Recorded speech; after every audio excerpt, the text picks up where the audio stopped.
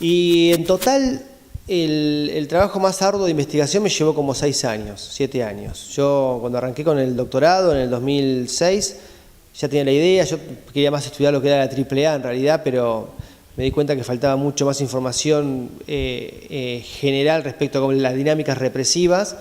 De hecho, sobre la AAA hablo un capítulo, me parecía que tenía que enfocar más sobre otro lugar.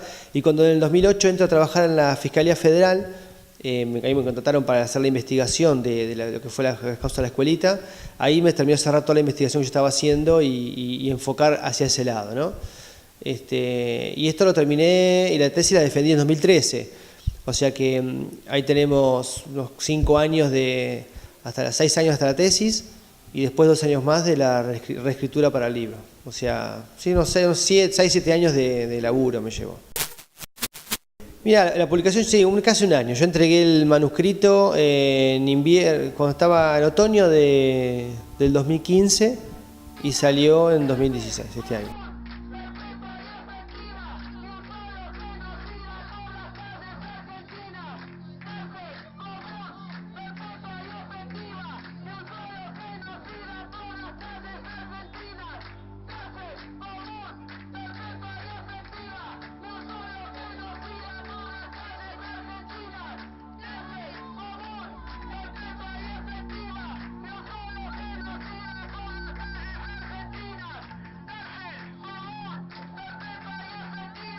A ver, hay mucha información que está ahí en el libro, sí después y mediante su elaboración fue dada a conocer a partir de los juicios, ¿no? O sea, hay mucha... Yo personalmente conocí mucho dato, mucha información que no está publicada en el libro, pero que tampoco fue ventilada en los juicios. Yo no puedo publicarla porque por ahí las fuentes mías son también de los juicios y no por una cuestión de compromiso. Lo que más trata de aportar el libro, que creo que es por ahí, digo modestamente, lo que pasa originalmente puede aportar el libro, es por un lado demostrar, como decía al principio, que acá también en la zona hubo un plan represivo que se impuso de manera muy violenta y sistemáticamente muy comparable al resto del país, y que a pesar de no haber estado la región comprendida en las zonas calientes, o sea, la normativa militar tenía identificadas zonas calientes dentro del país donde decían, entre comillas, digo yo, el accionar represivo ha desarrollado el accionar subversivo ha desarrollado su mayor potencial. Neuquén no estaba comprendida, Neuquén y Río Negro no estaban comprendidas en esa zona. Y aún así, la represión fue implementada y fue puesta en acto con las mismas características que en el resto del país. Sobre todo cualitativamente, no cuantitativamente. O sea, la cantidad de víctimas en la región y desaparecidos no es comparable con Buenos Aires o La Plata. Pero la forma en que esa represión se desplegó acá fue la misma. O sea, esa sistematicidad estoy demostrando en el libro a partir de documentos militares, a partir que están muy estudiados los documentos militares, reglamentos militares, tratando de ver cómo la doctrina de guerra revolucionaria francesa, más que la doctrina de seguridad nacional, fue la que influyó en el país. Eso no es solamente nuestro original mío, eso también gente como Esteban Pontoriero, por ejemplo, y Medio Renaletti, desde Buenos Aires, que han estudiado mucho más que yo, los reglamentos militares también han hablado mucho al respecto. Qu'il parle devant une caméra des méthodes de la dictature argentine et de l'influence des Français. La primer arma, el primer ejército para la lucha contra una agresión revolucionaria, subversiva, guerrillera, es un buen aparato de inteligencia. Y esto fue una de las enseñanzas que nos transmitieron los franceses de su experiencia en Argelia. Sí, se aprendió de los franceses porque acá tenía que haber importancia, pero una cosa es hacer inteligencia sobre tropas, sobre enemigo real, uniforme, bandera, ideología de otro país, y otro es con el enemigo embosado del elemento terrorista, subversivo, que actúa diseminado entre la población y demás. Están en todos los lugares, están atendiendo un comercio, están asistiendo a clases en la universidad o en colegios, están enseñando como profesores. Puede ser un médico, un abogado, un ingeniero, un trabajador, un obrero. Otra cosa que fue muy importante de los franceses fue la cuadriculación territorial, ¿no? Claro, es la organización, la compartimentación del territorio en zona, eso es doctrina francesa. La creación, lo que se llama comandos especiales en Argelia, que son escuadrones de la muerte. No, bueno, eso acá no se dio. Pero comandos que entran en las casas y... Se tuvo como método de trabajo que el ejército mismo hacía, las Fuerzas Armadas hacían operaciones de ese tipo, sin que existieran fuerzas especiales, sino que cada área de responsabilidad, cada zona, cada subzona, tenía la gente con la cual accionaba, entrando a las casas, haciendo los allanamientos, deteniendo, y de ahí pasaban a centros de detención donde se hacían los interrogatorios. Todo el ejército argentino, todo, sin excepción. Los hombres que en aquel tiempo estaban en actividad, todos actuaron en la guerra contra la subversión. La picana, todo eso se enseñó aquí, ¿cómo fue? No, yo no creo que se haya enseñado, se explicó qué era y bueno, fueron métodos que se fueron adoptando a medida de que se hacía la lucha. Método a la cual no era ajeno también en algunos de ellos las propias elementos de investigación de la Policía Nacional, ¿no es cierto?, de la Policía Federal. ¿Cómo usted puede sacar información si usted no lo aprieta, no tortura? ¿Cómo usted puede...? ¿Y sabe por qué? Supóngase que hubiera habido 7.000, que no hubo 7.000 desaparecidos, pero póngale que hubiera habido 7.000. ¿Usted cree que podíamos fusilar 7.000? Desde el Papa al fusilar 3 nomás. Mire lo que el lío que le armó a Franco con 3. Se nos viene el mundo encima. Usted no puede fusilar 7.000 personas. Y si lo metía en la cárcel, ¿qué? Ya pasó acá. Venía un gobierno constitucional y los ponía en libertad porque esta es una guerra interna. No es el enemigo que quedó del otro lado de la frontera. Salían otra vez a tomar las armas, otra vez a matar. Fue una realidad. Fue una realidad y tal vez fue un error. Porque es distinto, vuelvo a repetirle. Los desaparecidos en Argelia eran desaparecidos de un territorio de nuestra nación. Se liberó, fue un apéndice de Francia y demás. Acá un desaparecido tenía padres, hermanos, tíos, abuelos. Con mucha eficacia se actuó, en no más de 3 años fue aniquilada la subversión. La doctrina de seguridad, siempre se habla de doctrina de seguridad nacional, a tal punto que mi tesis doctoral es la Norpatagonia bajo la doctrina de seguridad nacional. Yo también era parte de mi hipótesis y después, entre esos 2 años de la tesis al libro, tuve que modificar parte de esa hipótesis viendo que en realidad las dinámicas represivas, la forma en que se llevó a cabo la represión respondía puntualmente a la doctrina de guerra revolucionaria francesa. Lo que las escuelas militares francesas, a partir de sus derrotas en Indochina y después en Argelia, impulsaron como doctrina de guerra contrainsurgente, una doctrina de guerra no convencional, ¿no? Pero lo que les pasó a los franceses en Indochina fue que ellos iban y lo cuenta Marie Robin en su documental sobre los escuadrones de la muerte, ¿no?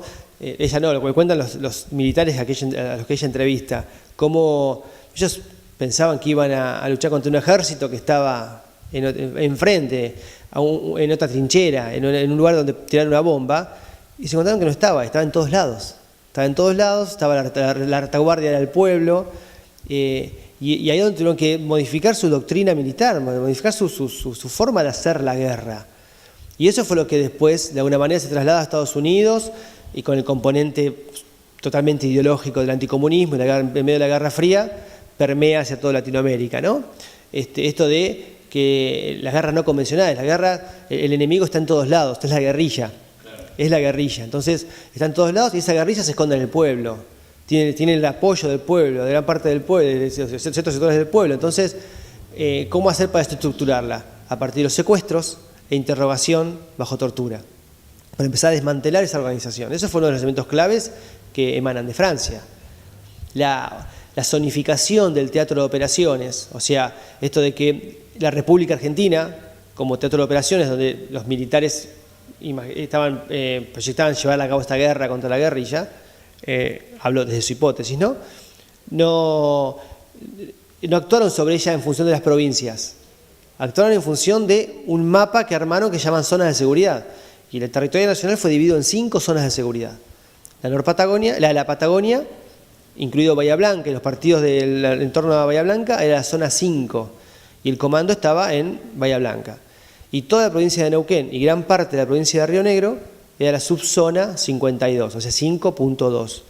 Entonces eran todas zonas y subzonas de seguridad. La zona de Neuquén y Chipoleti era el área 5, 2, 1, o sea, van agregándose un numerito a partir de que se achica esas zonas de seguridad, zonas, subzonas, áreas y subáreas. La implementación de la represión respondía a eso, respondía a esas zonas. Y eso de zonificar el teatro de operaciones es parte de las enseñanzas de la escuela francesa.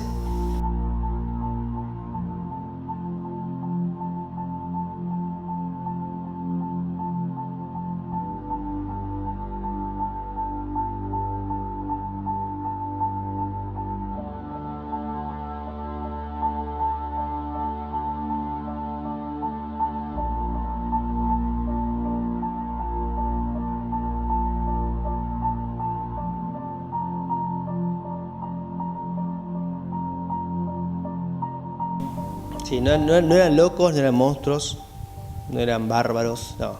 De hecho uno los ve en el juicio, ¿no? Eran abuelitos, ahora son abuelitos, ¿no? Uno lo ve en el juicio y sus caras y uno se imagina con sus nietos en las rodillas, en las cenas de almuerzos familiares. Y esas personas fueron las que idearon y las que implementaron este plan represivo. O sea, estas personas que hoy vemos de carne y hueso en un juicio con caras de abuelos buenos, eran los que, algunos eran los responsables directos, otros indirectos, de que los jóvenes de esa edad, desde esa época, fueran secuestrados, separados de sus familias, torturados sistemáticamente, asesinados, violadas, y asesinados o desaparecidos posteriormente, ¿no?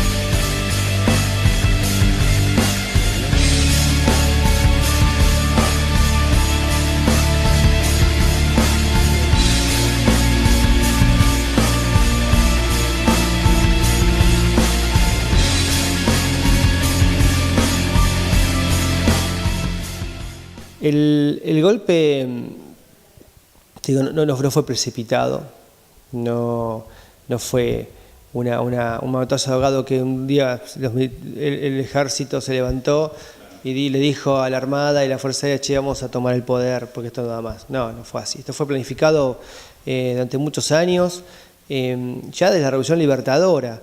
Hay una planificación comienza a planificarse sistemáticamente cómo organizarse para poder intervenir en la cosa pública, en la cosa política, insisto, tanto desde el punto de vista político como desde el punto de vista militar. O sea, algo que, por ejemplo, una historiadora, una socióloga, porque hace trabajo de historiador de historia muy interesante, se llama Paula Canelo. Ella ha trabajado mucho los niveles de actuación política del ejército. Tiene un libro que se llama el proceso en su laberinto, y el último que salió este año que se llama no me acuerdo bien el nombre, pero tiene que ver, es algo así como la trama política de la última dictadura, que analiza, o sea, ella discute con la mirada economicista de la dictadura, con la cual se sostiene, por ejemplo, que los militares fueron los perros de los economistas, ¿no? O sea que para implementar un plan económico se impulsó la dictadura. Y es interesante porque ella demuestra que no fue solamente eso. O sea, hubo un proyecto político que los militares quisieron impulsar, quisieron implementar y lo planificaron.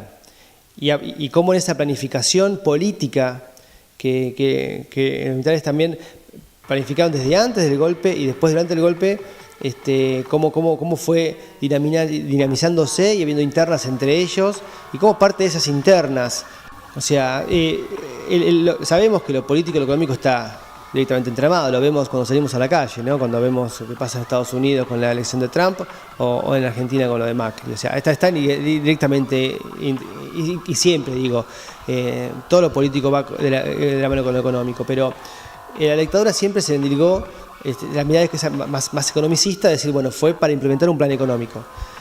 Fue más que eso, o sea, hubo o sea, lo económico fue importantísimo, fue superlativo, pero hay una importancia política también que no hay que desdeñar desde el punto de vista del proyecto de los militares. O sea, y esto que también venían desde antes planificándolo, también ellos querían participar de la cosa pública para dejar un Estado, una sociedad determinada acorde a sus intereses. Y insisto, el proyecto político del ejército, con sus internas, o sea, las propias internas que hubo dentro del ejército fue lo que también melló tanto a la dictadura desde adentro, sumado con el movimiento de derechos humanos a partir de todo el 79 y con la llegada de la CID a la Argentina, y finalmente el desastre que significó Malvinas, ¿no? O sea, como tres elementos importantísimos para poder entender el fin de la dictadura. Hay un concepto que construyó Ariel Petruccelli que se llama la contracultura de la protesta, ¿no? O sea, cómo Neuquén tiene esa... es poseedora de ese síntoma o de esa forma de actuar que tiene la sociedad, y cierto sector de la sociedad muy combativos, los sindicatos, estudiantes, trabajadoras, trabajadores, que han hecho de esta ciudad la denominada contracultura de la protesta, en tanto salen a actuar permanentemente en contra de cualquier derecho que se van violando. Y aún así, el sistema, la represión por parte del Estado no cesa. No solo tenemos a Carlos Fuentealba y a los asesinados en Teresa Rodríguez y demás, sino también en las cárceles, o sea, el caso de Cristian Ibaceta, o de Brian Hernández en los barrios. Acá vemos que permanentemente se está reprimiendo en los barrios, las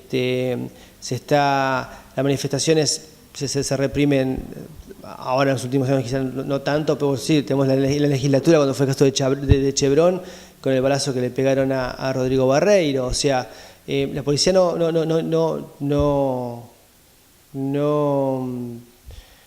tiene pruritos en actuar represivamente y violentamente. Es parte de esa cultura que hay en política en Neuquén, hay una fuerte represión.